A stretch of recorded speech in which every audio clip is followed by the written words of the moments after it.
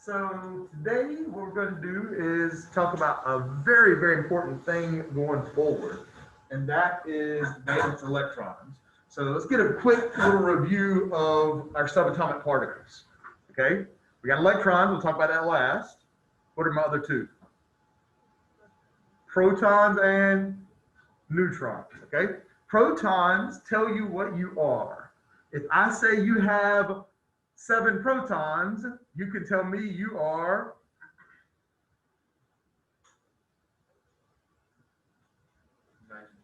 everybody with me? In nitrogen. If you don't know the name, you just say the letter. In nitrogen. Okay? If you got 9 protons, you're a fluorine. If you got 83 protons, you're bismuth. Okay? So protons tell you your identity of your atom. Neutrons, we don't really deal much with it in this class. Neutrons keep you stable. So when you hold your atom together. And so sometimes in nuclear chemistry, where you're doing nuclear weapons or nuclear power is the much nicer side of that, you look at neutrons, and neutrons are super important. In this class, for the whole rest of the year, we're really not going to talk much about neutrons anymore, because neutrons just are there for your stability, and all the things we're going to talk about are very, very stable. Okay, which leads us with our last thing, and probably our most important subatomic particle in this class, which is electrons. Where are the electrons? On the outside. Very good. So they're going to be super important when one atom gets close to another atom, because that's how atoms are going to interact. Protons tell you what you are. Neutrons keep you stable. Electrons tell you how your atom acts. Electrons tell you what's going to happen when you get one atom close to another atom. Electrons tell you whether or not you're going to explode when you get around something else. Okay, we're about to see the explosion in the video. You know, electrons are why things explode. Electrons are what charges your phone when you plug it in. Electricity is electrons moving around. Electrons provide energy for our bodies. When we eat something, you're going to learn next year in biology class, the glucose, the sugar from our food, goes to parts of our body, and it breaks down into tiny little pieces that start shooting electrons back and forth. And anytime you can start shooting electrons back and forth, you're making energy. So electrons are all about something happening. Protons tell you what you are. Neutrons keep you stable. Electrons are about things happening. So we can look at the periodic table and we can get an idea about how, remember, periodic was the properties repeat. And we can get an idea of why certain atoms act certain ways based upon their number of electrons. Now, the only electrons we care about, going back to what you said back there in the back, the only electrons we really care about are the ones on the inside or the ones on the outside? Yeah, because those are the ones that are going to hit other things. And so radon has, if radon is neutral, radon's Rn. If it's neutral, it's got 86 electrons. I really only care about those 8 to 10 electrons on the outside. All of those other 70 some electrons don't really do much. They're covered up by the outside electrons. So we're going to look at valence electrons. Valence electrons are electrons in the outer energy level. And I'll have this video posted. We'll check this out later. Valence electrons are electrons, and you have notes already on the internet as well to tell you this. In the outermost energy level.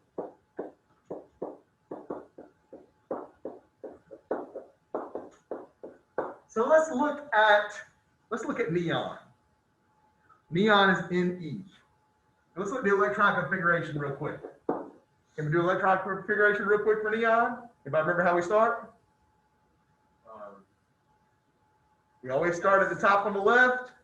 1s2. There we go. 1s2. Next row. 2s2. 2p6.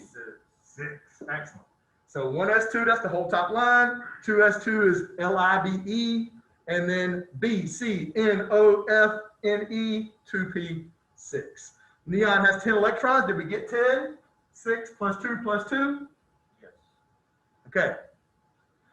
Now, look at my energy levels. What numbers or letters up there on the board tell me energy levels? The 1s and 2s, the 2s and 6s, or the S's and P's? The 2s and 6s tell me how many electrons. The S and P's tell me how they spin. Remember, S is like a circle and P is like a figure 8. The 1 and 2 are my energy levels.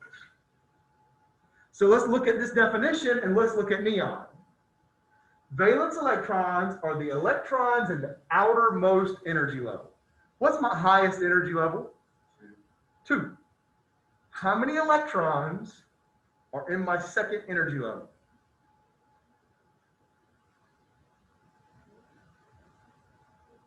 9, more than 2. 6. More than 6. What did you say my highest energy level was? 2. 8.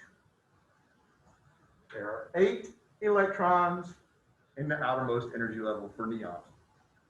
Everybody cool? Let's look at fluorine. Fluorine, same thing, 1s2, 2s2, but instead of 2p6, I'm going to say 2p. Look at fluorine right beside neon there. I don't count to 6. Instead, I stop one early. I stop at 5.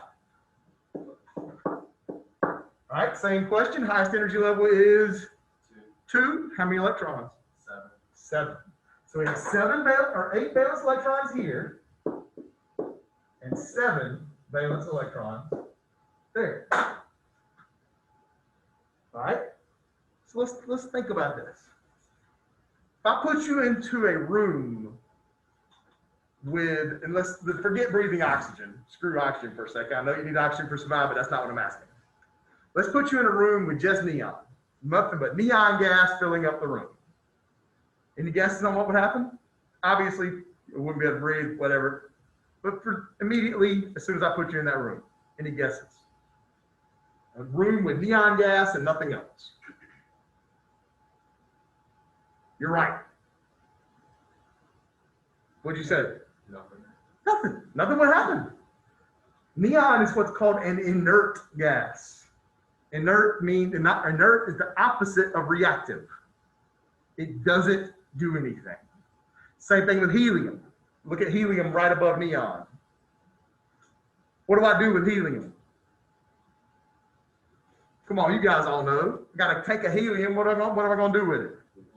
I'm going to blow up a balloon, and I'm going to give that balloon to a little kid because I'm not worried about that little kid blowing up. Everybody with me? The worst thing that could possibly happen with giving a helium balloon to a little kid is they let it go and it goes away. Or somebody comes up mean and pops it and it pops. Is it going to explode? No, because helium is also an inert gas. Guess what? Argon is also an inert gas. Krypton is also an inert gas. Anybody see a pattern? Where everything I said, helium, neon, argon, krypton, they're all where? They're all in the noble gases, they're all in the P block, and they're all in group 18. Group 18 are all noble gases because they all have this magic number. Helium only has 2, but all the rest of them have 8 valence electrons. This is called the octet rule.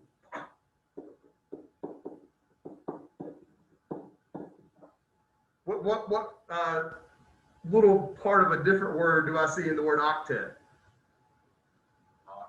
Oct. What is oct? 8. The octet rule says every atom wants to have 8 valence electrons. Every atom wants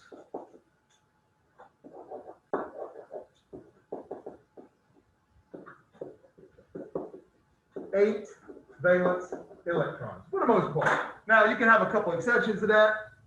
Helium only wants 2 because the first energy level can only hold 2. But everything else on just about the whole periodic table, they prefer 8. It's the octet rule. So let's go back to fluorine. What do you think is going to happen if I put you in a room with fluorine? It's got 7. How many does it want? 8. Where do you think it's going to get that electron from? What do you think pure fluorine is going to do to you? Sort of. Pure fluorine is going to break your cells apart to try to get those electrons out. Now, fluorine's not used so much because fluorine's so hard, it's so unstable, it's hard to get pure fluorine, but you can get pure chlorine. And I don't mean the chlorine that's going in your pools. The chlorine that goes in your pools is chlorine mixed with other stuff. It's a compound, it's safe. Yeah, it can turn your hair yellow, it can make your skin burn a little bit, but it's safe. Chlorine, pure chlorine gas, green gas, is what they used in, amongst other things, what they've used in the concentration camps gas chambers. Go in the room, single a bunch of people in, turn the chlorine on, guess what? Because that chlorine goes into your lungs as you breathe it in and says, give me those electrons. It's taking those electrons away from you, and you start taking electrons away from living cells, guess what?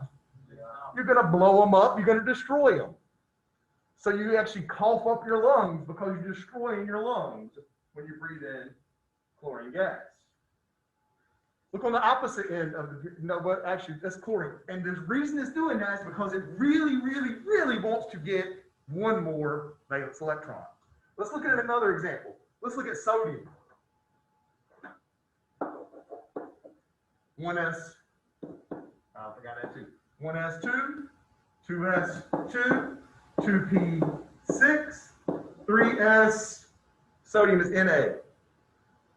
How many am I counting? Say it loud. I thought I heard somebody say it.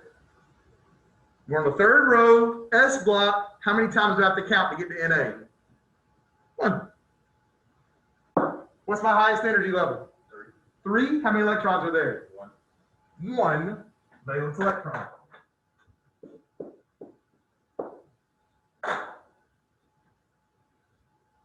Now, what did I say? How many do you need to get to be happy? What's my magic rule number? 8. So what does sodium need to get to be happy?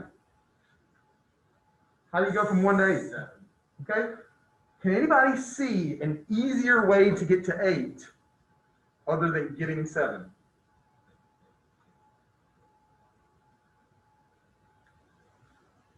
We have 2, 4, 10, 11 total electrons.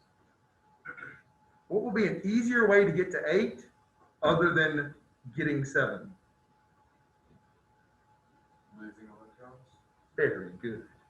If sodium, instead of getting 7, just got rid of 1, now what's my highest energy level?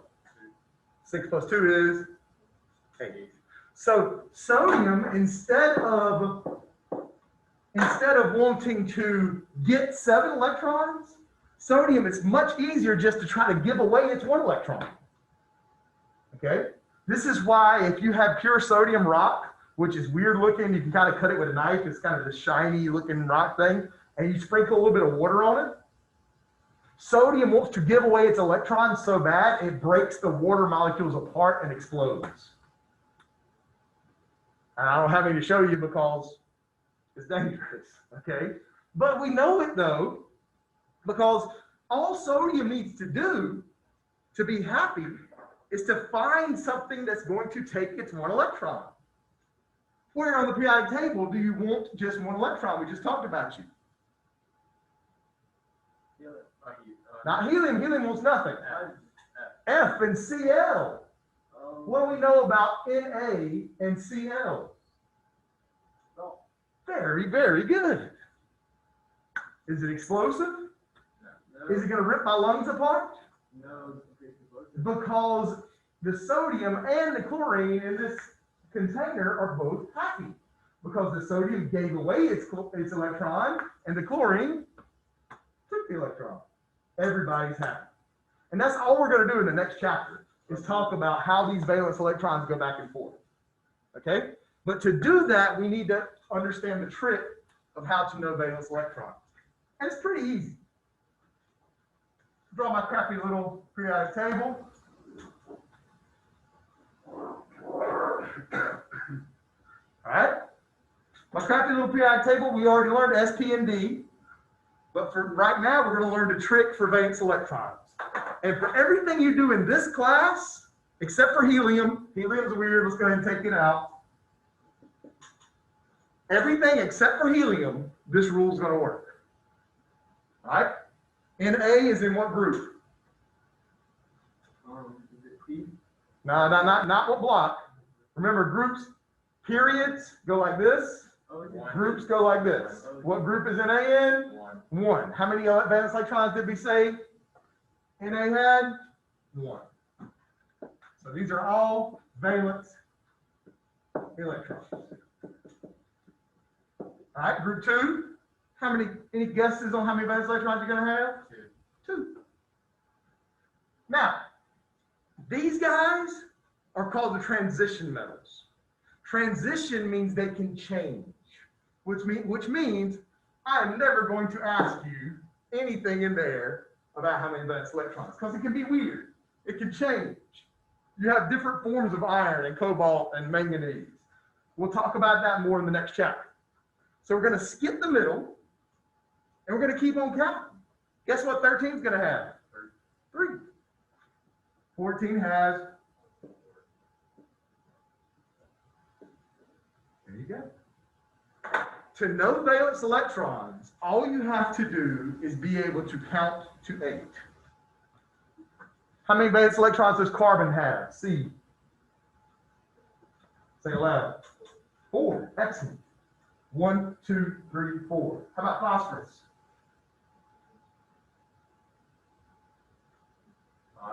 5. 1, 2, 3, 4, 5. How about aluminum? 3. 1, 2, 3. How about krypton? 8. Everybody feel good? All you got to do for valence electrons is count across the top of the periodic table and skip the middle. Piece of cake? All right.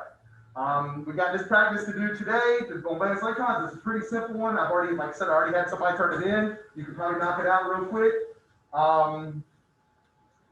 Let's take about 15 minutes or so working on that. I'll be glad to come around and help you, and then we'll finish up this movie here. Yes, sir. So let's do a dot diagram. A dot diagram. Sorry about that. So dot diagram, all a dot diagram does is put an electron, because it'll help you on the next chapter.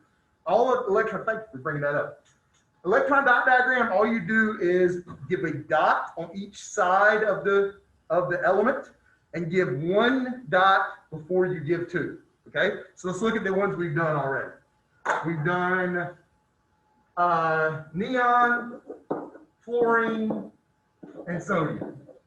Okay? So you're going to go, you got up, down, left, and right. It doesn't matter where you start, and it doesn't matter what gets left out. It does matter that you give everybody 1 before you give anybody 2. So neon has 8. 1, 2, 3, 4, 5, 6, 7, 8. Fluorine has 7. 1, 2, 3, 4, 5, 6, 7. So instead of us writing the number amount, you just want to. I think it asks for both, doesn't it? Holler at me. Mr. Sleevey made the assignment. It just says submit a picture of a dot diagram. That's fine. Yeah. And then sodium had how many? 1. Carbon had 4. 1, 2, 3, 4. Dot diagrams will help you on the next chapter. That's why they're important. Any other questions? All right, I'm gonna stop the Zoom video, and I'll come around and see if there's any questions. 12:50 right now. We'll go to about 1:15, then we'll finish the movie up.